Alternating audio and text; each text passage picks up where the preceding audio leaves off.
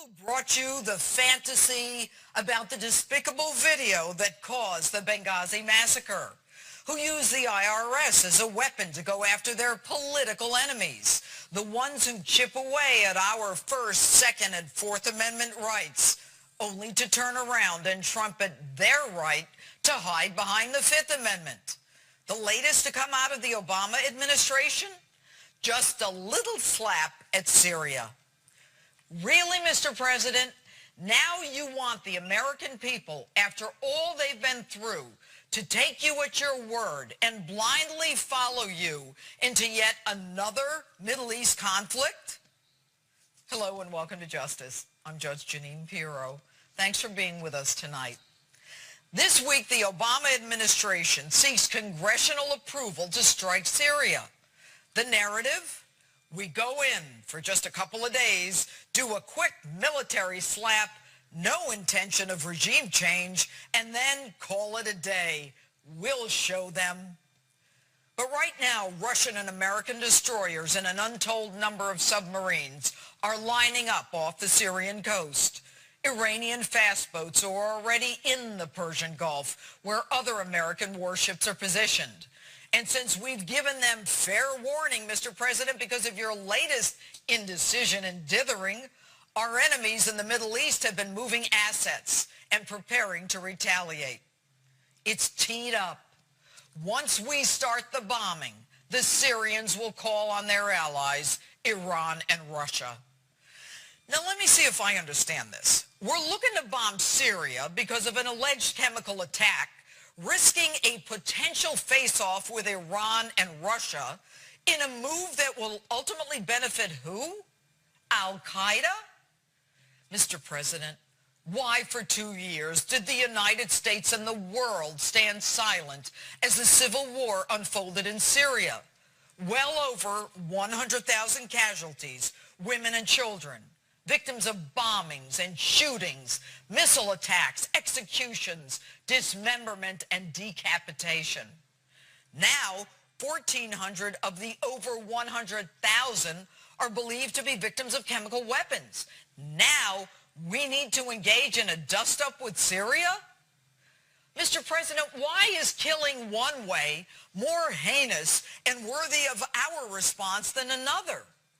And why now? And what about Israel?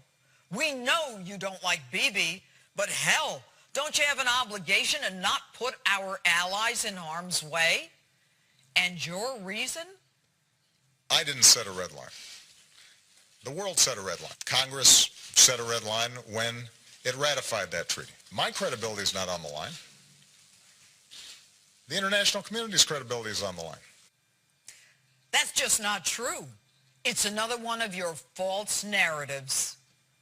A red line for us is we start seeing a whole bunch of chemical weapons moving around or being utilized. That would change my calculus. That would change my equation. A lie is a lie is a lie. You said it, the world heard it, and the world heard you say it. Syria heard you say it, and they gave you no mind, and they did it anyway. And by the way, if you didn't draw a red line, why are we going in? No one respects us.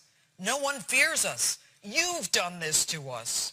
Why draw red lines when everyone knows that your red lines are nothing more than green lights over and over again? But I got to give you one. You're right. Your credibility is not on the line. With all due respect, Mr. President, you have no credibility. To be credible, one must be clear and constant. Your actions must be swift and certain. You lost credibility when you left Americans on that rooftop in Benghazi, but fired up Air Force One to go to your Las Vegas fundraiser. That was a clear signal to the world that it's open season on Americans, even including an ambassador. And by the way, whatever happened to, we're going to bring them to justice. It's been a year. Where's the justice?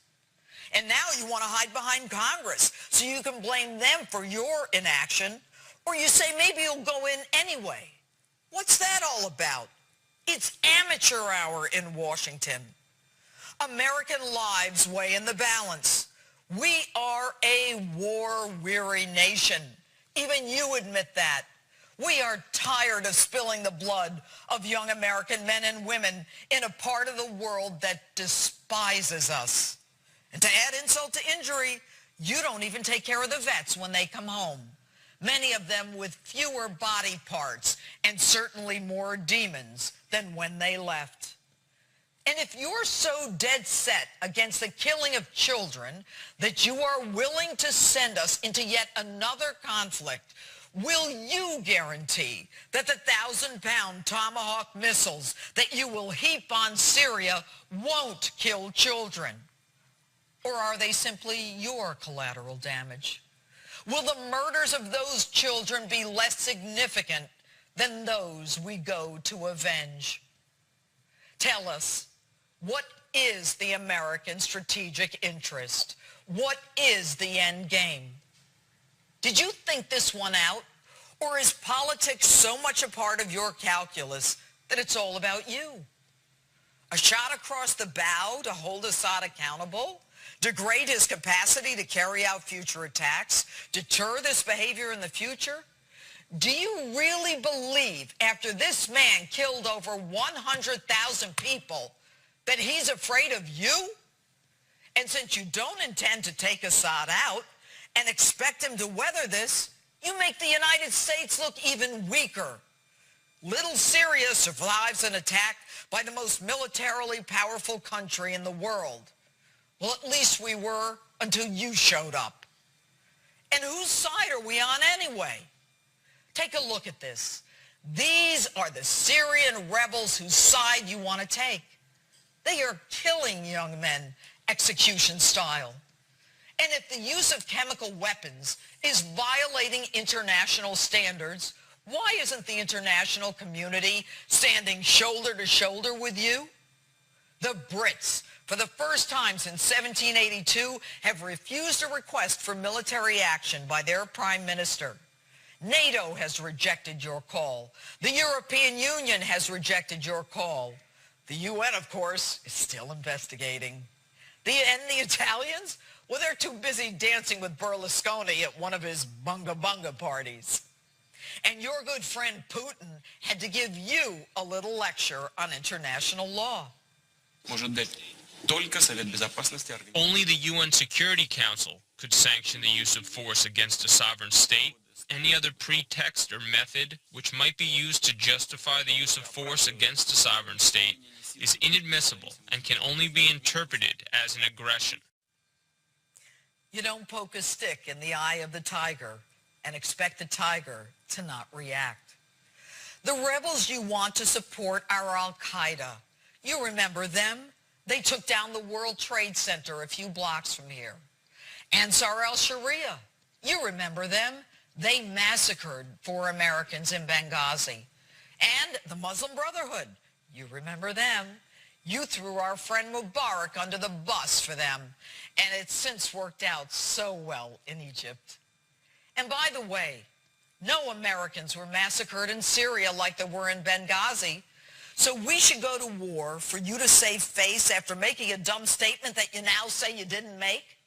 Have you thought this through?